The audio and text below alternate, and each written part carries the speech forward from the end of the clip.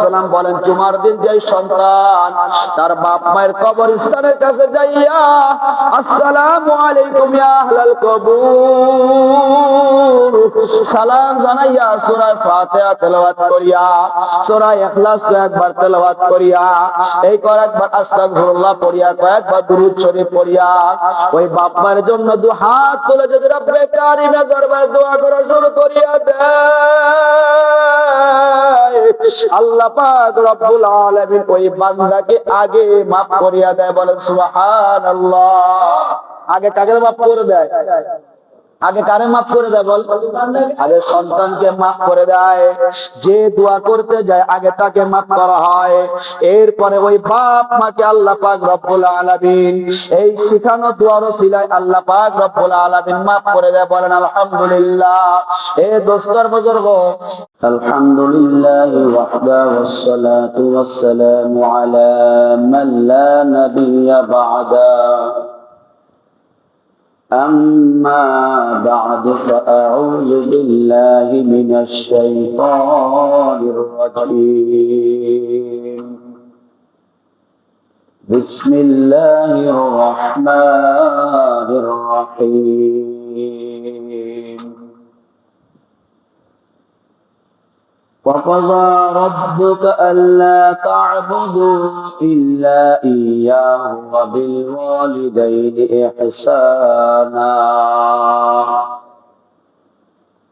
إما يبلغن عندك الكبار أحدهما أو كلاهما فلا تقل لهما أف ولا تنهرهما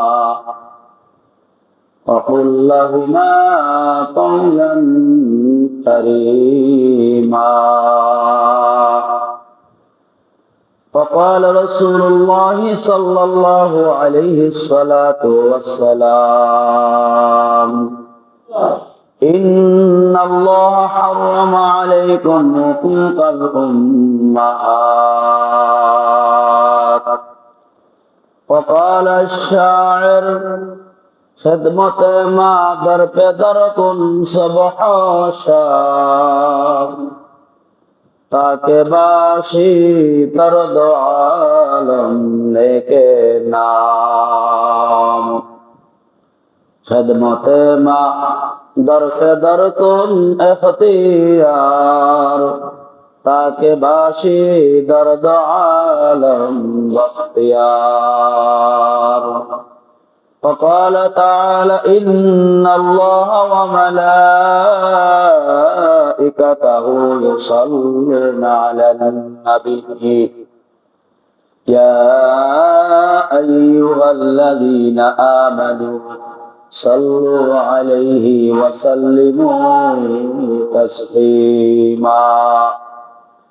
اللهم صل على سيدنا ونبينا وشفيعنا وحبيبنا ومولانا محمد صلى الله عليه وعلى آله وأصحابه وبارك وسلم. محبت الشهد شباب الشريف.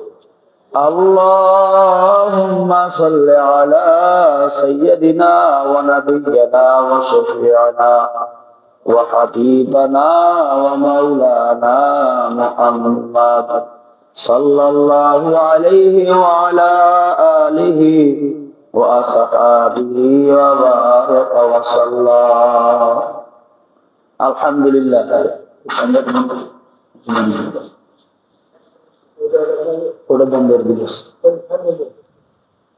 আলহামদুলিল্লাহ। আল্লাহ পাক রব্বুল আলামিনের দরবারে শুকরিয়া আদায় করি যে দয়াময় মাওলাই কারীম দয়া করে মায়া করে ভালোবেসে পবিত্র জুমার দিন, ঈদের দিন, খুশির দিন, আনন্দের দিনে আল্লাহ তাআলার বড় হুকুম পালনের জন্য আমরা আল্লাহ তাআলার ঘরে আমাদের অনেকে আগে ভাগে এসে সাধ্য অনুযায়ী নফল সুন্নাত পড়ে কুরআন ও হাদিস থেকে কিছু কথা বলা ও শোনার জন্য তৌফিক দান করেছেন। শুকরিয়া আদায় করি, সকলে বলি আলহামদুলিল্লাহ। নবী আলাইহিস সালাতু ওয়াস সালাম বলেন, আল কাইসু মান দানা নাফসাহু ওয়া আমিলা বিমা বাদাল মাউত।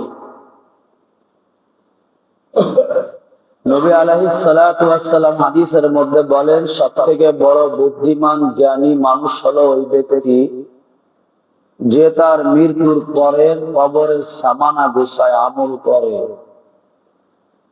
ওয়াল আজিজু, সব থেকে নির্বোধ হতভাগা হলো ওই ব্যক্তি যে আখিরাতের ফিকিরকে করে না, দুনিয়ার ফিকির নিয়ে সে ব্যস্ত থাকে।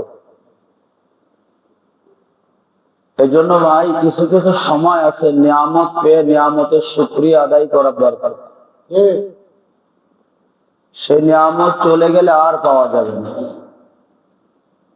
এই জন্য অনেক সময় বলি, চোখ থাকিতে চোখের মর্ম বোঝে না যে জন, চোখ চলিয়া গেলে বন্ধু থাকে না তাহার দাম। দাঁত থাকিতে দাঁতের মর্ম বোঝে না যে জন, দাঁত চলিয়া গেলে বন্ধু থাকে না তাহার দাম। গোজাস্তা জামানা ফেরাতা নেই, ঠিক কিনা বলে? এই জন্য যখন যে অবস্থা আল্লাহ তাআলা আমাকে আপনাকে দুনিয়ার মধ্যে সুখে দুঃখে যে অবস্থা রাখে ভাই, প্রত্যেকটা অবস্থায় আমার আপনার শুকরিয়া আদায় করার দরকার। এই জন্য সকলে বলি আলহামদুলিল্লাহ। আলহামদুলিল্লাহ বললে আপনার লাভ, না বললে আপনার ক্ষতি। আমি আপনাদের সামনে সূরা বনী ইসরাঈলের 23 এবং 24 নম্বর আয়াতের কিছু অংশ আপনাদের সামনে তেলাওয়াত করেছি। নবী মুহাম্মদ রাসূলুল্লাহ সাল্লাল্লাহু আলাইহি সাল্লাতু ওয়াস সালামের অসংখ্য অগণিত হাদিস থেকে একটা হাদিস তেলাওয়াত করেছি। আয়াতের মধ্যে আল্লাহ তাআলা বাপ মার মর্যাদা সম্পর্কে, বাপ মা সম্পর্কে আল্লাহ তাআলা বান্দার বাপ মার জন্য কি করবে কি করবে না, এক কথা আল্লাহ তাআলা বাপ মা সম্পর্কে ফয়সালা করে দিয়েছেন, হুকুম করে দিয়েছেন। আল্লাহ পাক রব্বুল আলামিন কোরআনে কারীমের মধ্যে বলেন, وَقَضَى رَبُّكَ أَلَّا تَعْبُدُوا إِلَّا إِيَّاهُ وَبِالْوَالِدَيْنِ إِحْسَانًا।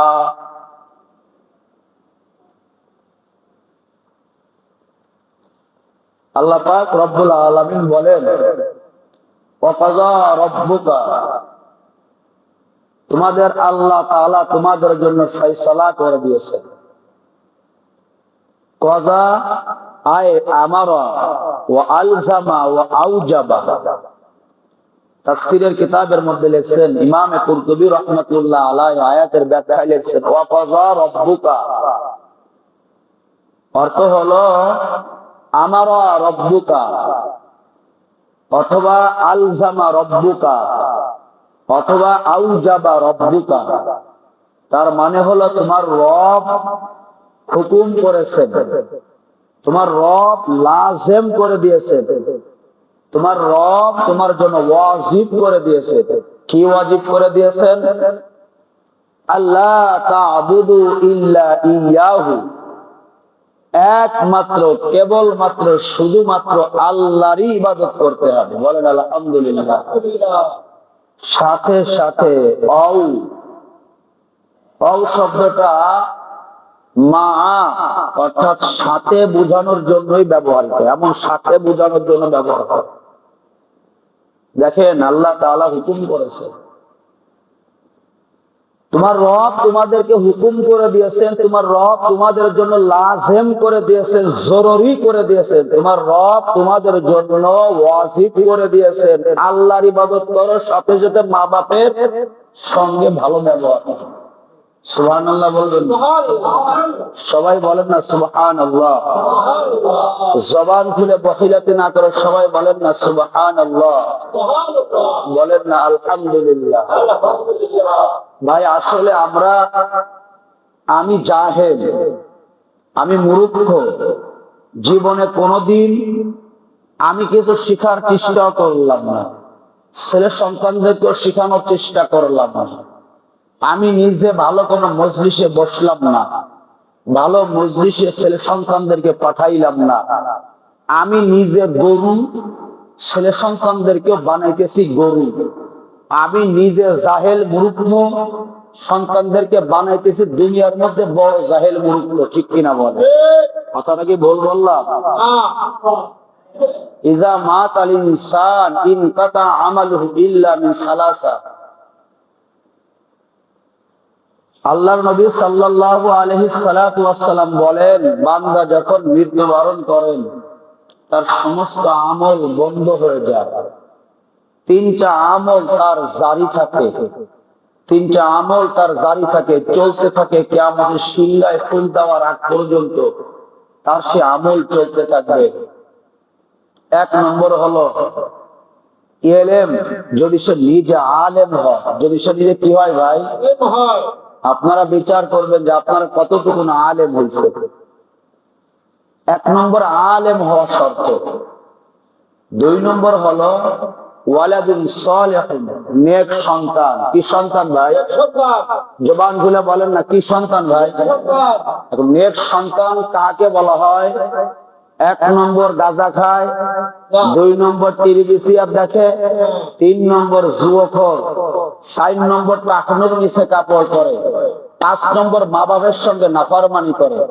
এই গুণগুলো যাদের মধ্যে আছে এইগুলা হলো নেক সন্তান। কথা কয় না?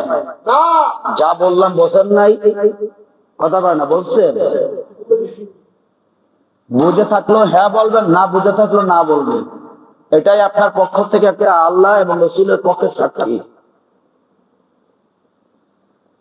তো নেক সন্তান এক নম্বর ইলমে দ্বীন যদি নিজে শেখেন, সেই অনুযায়ী যদি অন্য মানুষকে আপনি শিখাইতে পারেন। দুই নম্বর হলো নেক সন্তান দিনদার, পরহেজগার, মুত্তাকি সন্তান, নামাজওয়ালা, দিনদারওয়ালা, টুপিওয়ালা, দাড়িওয়ালা, আল্লাহওয়ালা, আল্লাহমুখী, রাসূলমুখী সন্তান যদি রেখে যায়। তিন নম্বর হলো যদি সদকায়ে জারিয়ার কাজ করে যায়। কি কাজ ভাই? সদকায়ে জারিয়ার কাজ করে যায়। তো আল্লাহ তাআলা এখানে কি বলেছেন? ওয়াকাযা রাব্বুকা আল্লা তা'বুদু ইল্লা ইয়্যাহু ওয়া বিল ওয়ালিদাইনি ইহসানা। আল্লাহ পাক রব্বুল আলামিন বলেন, ও বান্দা শুনে রাখো, আমি তোমার জন্য হুকুম করে দিয়েছি, আমি তোমার জন্য লাজিম করে দিয়েছি, আমি তোমার জন্য ওয়াজিব করে দিয়েছি, একমাত্র কেবলমাত্র শুধুমাত্র আমি আল্লাহ তাআলার ইবাদত করবা। আমার ইবাদত করার পাশাপাশি তোমার বাপ মায়ের সঙ্গে তোমরা ভালো ব্যবহার করবা। বলেন আলহামদুলিল্লাহ।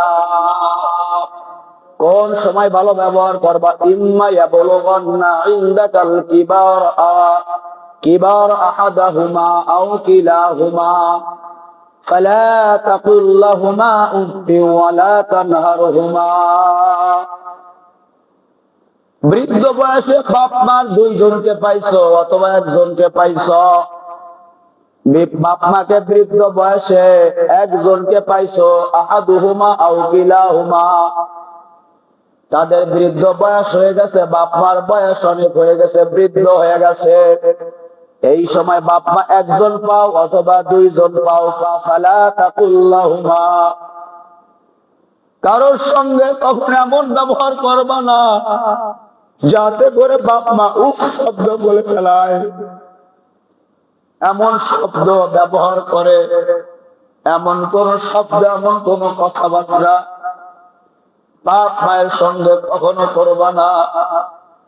ওয়ালা তানহারহুমা, তাদের সঙ্গে ধমকির সাথে কথা বলবা না। বাপ মা এমন একটা বিষয়, গত জুমায় বলেছিলাম ভাই, হাদিসের মধ্যে নবী মুহাম্মদ রাসূলুল্লাহ সাল্লাল্লাহু আলাইহি সাল্লাতু ওয়াস সালাম হাদিসের মধ্যে ফরমান, তোমার বাপ মার নজর, বাপ মার চেহারার দিকে যদি তুমি মুহাম্মাদের নজরে তাকাও, যতবার তাকাবা ততটা উমরা হজের সওয়াব তোমার আমলনামায় লেখা হবে। 1 কোটি কেন 10 কোটি টাকা আমরা যদি 4 ভাই যদি জীবন বিলিয়ে দিই, আর কোনদিন আমার বাপের বুক আমরা পাবো না, মায়ের বুক আমরা পাবো না। এই জন্য বলেছি কিছু কিছু নিয়ামত এমন সময় থাকতে যদি না বুঝি পরে আফসোস করলে আর পাওয়া যায় না, ঠিক কিনা? এই জন্য দোস্তের বুজুর্গণ, আল্লাহ পাক রব্বুল আলামিন হুকুম করেন, আব্দুর রহমান আব্দুল করিম, বাপ মা যখন বেঁচে থাকবে বাপ মার সঙ্গে ভালো ব্যবহার করো, কখনো কোনো সময় খারাপ ব্যবহার করবে না। কারণ এটা এমন একটা জিনিস চলে গেলে কিন্তু আর কোনোদিন বন্ধু পাওয়া যাবে না। সব হারাইলে পাইবা, বাপ মা হারাইলে আর কোনোদিন পাবা না। আল্লাহ পাক রব্বুল আলামিন বলে দেয়, وَقُلْ لَهُمَا قَوْلًا كَرِيمًا, বাপ মায়ের সঙ্গে ভালো ব্যবহার করবা, বাপ মায়ের সঙ্গে নম্র ব্যবহার করবা। واخفض لهما جناح الذل من الرحمن وقل رب ارحمهما كما ربياني صغيرا।